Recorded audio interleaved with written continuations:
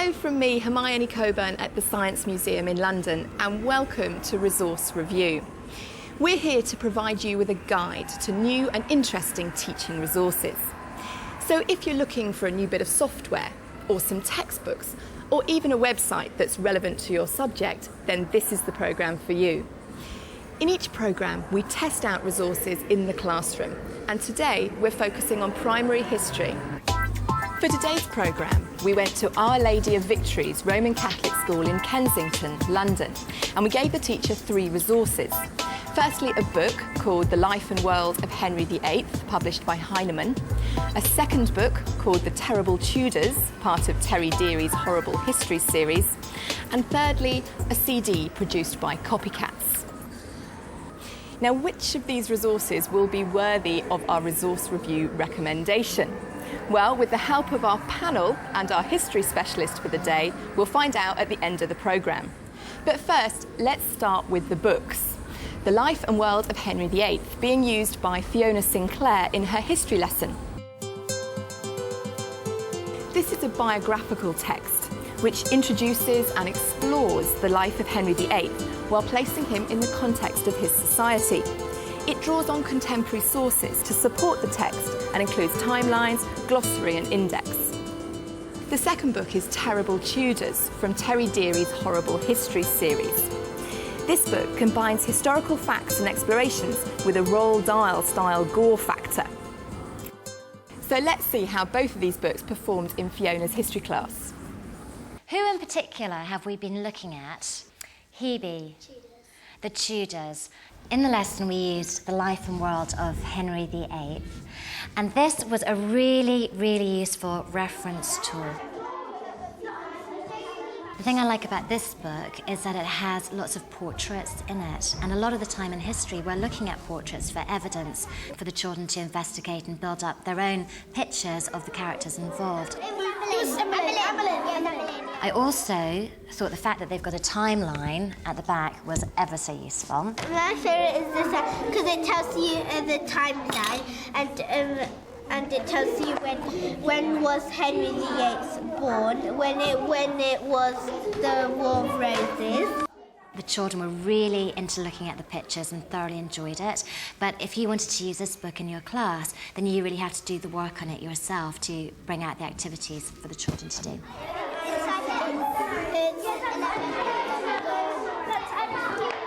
We used Terry Deary's The Terrible Tudors in this lesson, and the children just loved it.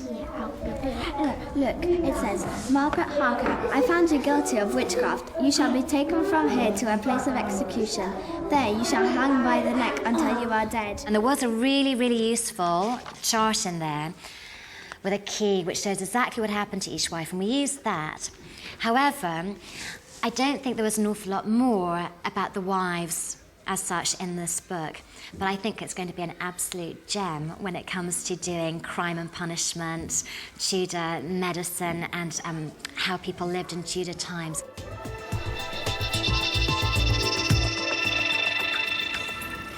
So we've just seen The Life and World of Henry VIII and The Terrible Tudors in use in Fiona's history class. And to help us discuss the performance of those 2 resources, let's turn to the Resource Review expert panel. Now, on my right, I've got Ben Walsh, teacher and author, Baldev Singh, winner of the 2004 Teacher Award for Innovation in Education, Roy Watson-Davis, advanced skills teacher, and our history expert for the day, Jared Brading, who's also deputy head teacher of St Mary of the Angels School in Bayswater. Now, Jared, if I can ask you first, having seen the resources in use, what are your initial thoughts about the 2 books? The first book is very good resource material. As a teacher, you'd have to look at the book, make your own worksheets or ask your own questions about the book, which is all extra work that you have to do. But it's excellent in placing Tudor society, in understanding about Henry VIII in society. The second book is a very popular book. All the children love it. They love the gore, they love the facts, they love the number of minutes that the heads twitched after they were detached from the body, the number of lice that Henry VIII had on the Tudor times. But again, it's not a very good classroom resource. So, Roy, what do you think? Do you think Terrible Tudors might be preferable in this context? I think Terrible Tudors is a great book. Kids love Blood and Gore, but the other book was quite good too. One of the things that the teacher flagged up as a problem was actually a really interesting line of inquiry. And actually didn't need any more work. Why are there no portraits of two of the queens? See, primary school kids, I guess, think the teachers know everything and think that history is kind of there.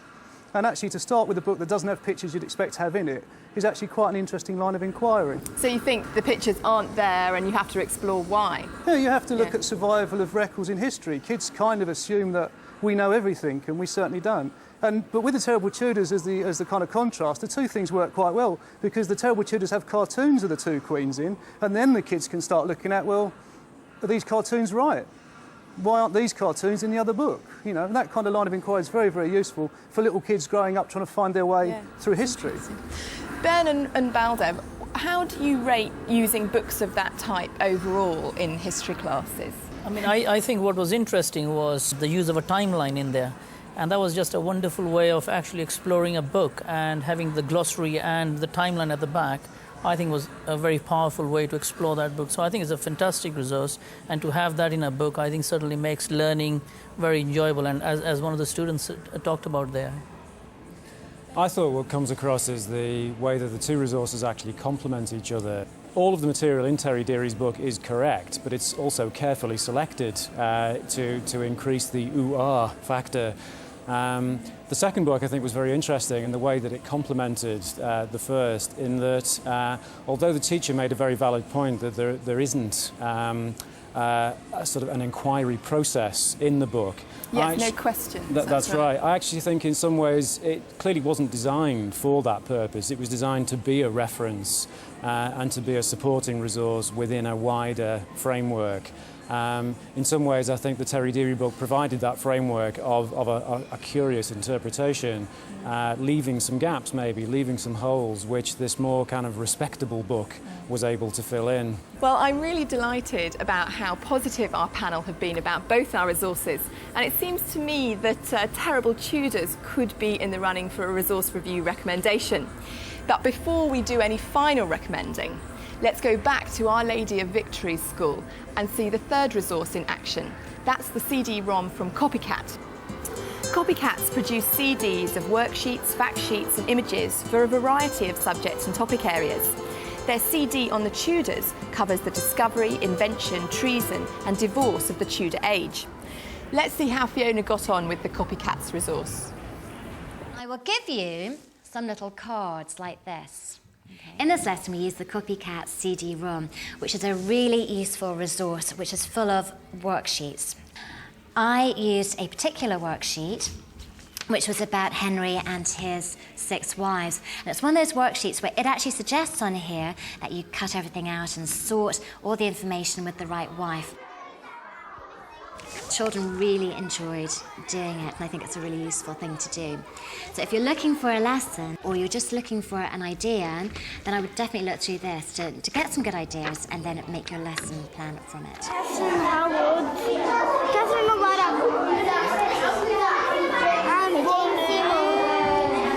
died in natural causes in 1536. When you're using the worksheets, though, I noticed that there might be a couple of discrepancies on here.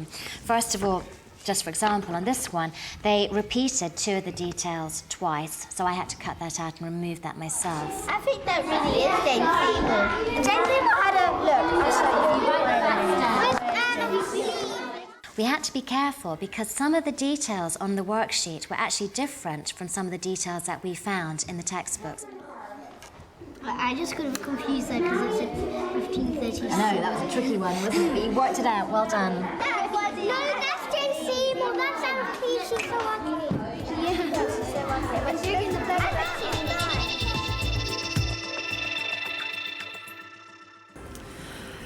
So that was the Copycats CD in action. Jared, having seen that second part of the lesson, what are your thoughts? The Copycat CD is a very, very useful tool for the very busy primary school teacher. It's got instant photocopy resources at your fingertips. You can access it in your lunch break, knock up a half an hour lesson. It's very good to fill in the gaps that perhaps the other books leave out. It's also very good as an assessment tool. You can run off a worksheet, ask the children to do a quick test sort of thing and assess them on how much they've understood over the course of the topic. It's quite good for that idea. It's very good for the busy primary school teacher. Now, there did seem to be a problem with accuracy. How important is that? Does that confuse your students? However, as I'm sure Roy would say, that would lead to a very interesting area where the children could go and discover what the correct date should be, and at least its own sort of historical inquiry. I think that if there is a deliberate mistake and it is put there and alerted to the teacher that there is a mistake, and that's the fun activity. To be fair, from the film, we just saw discrepancies between resources. But there were also... Surely that's a history skill, though. The kids will have 3 books in front of them, and these two say this and this says this. Good history, those two must be right, let's check it. And I mean, it's not spoon-feeding like, I am the teacher, I tell you the right date. I mean, I think the CD actually is very valuable, as Jared said, also from a time point of view. A busy teacher wants, to have an activity which will actually bring that topic alive. So just before our final recommendation, there's a chance for Jared to give us a resource review roundup of alternative resources for primary history. Yeah. One of the best things I found lately is the Teacher's Guide produced by the Hampton Court Palace. There's nothing better than going to the Hampton Court itself, but the second best thing is to get their Teacher's Guide. It takes you through a lot of very detailed factual information. There's activities there that you can do. It's also a very good way of planning your trip. I know it's very London-centred, but you can come there for the day and have a fantastic day at Hampton Court Palace. And their Teacher's Guide is very, very useful background information on the Tudors. Okay. Secondly, there's a very good website called www.brims.co.uk. They have a good section on the Tudors, very interactive section on Henry VIII and his 6 wives. You can watch them being beheaded live on screen, and again, have some useful activities. And there's a good book list at the end for teachers to look at and perhaps take it one stage further. The final one was it's produced by Zigzag. It's called The Tudors, Zigzag The Tudors, produced by Logotron and the BBC. It's an interactive programme that gives you a chance to experience Tudor life, put you in a Tudor village, and it's quite a nice resource, that one. Okay. Well, details of all the resources that we talk about on the programme can be found on our website, which I'll give you at the end. But now it's the moment you've all been waiting for. We're going to give you our resource review recommendation based on the 3 resources that we tried out in the classroom. And to recap, they were the 2 books. Firstly, The Life and World of Henry VIII. Secondly, Terrible Tudors by Terry Deary. And thirdly, the CD from Copycats. So, Jared, our history expert, I'm going to put you on the spot. What is your verdict? I'm going to go for the Copycat CD, simply because in the primary school today, time is of an essence sometimes. We need to pick up a resource, use it quickly, deliver the lesson fast, and that's an ideal for that situation. So the resource review recommendation for primary history is the CD from Copycats. Now, details of all today's products can be found on our website, and that's teachers.tv/resource review. Or if you've got a query, you can email us at resourcereview@teachers.tv. So that's all from me and our expert panel. Until next time, goodbye.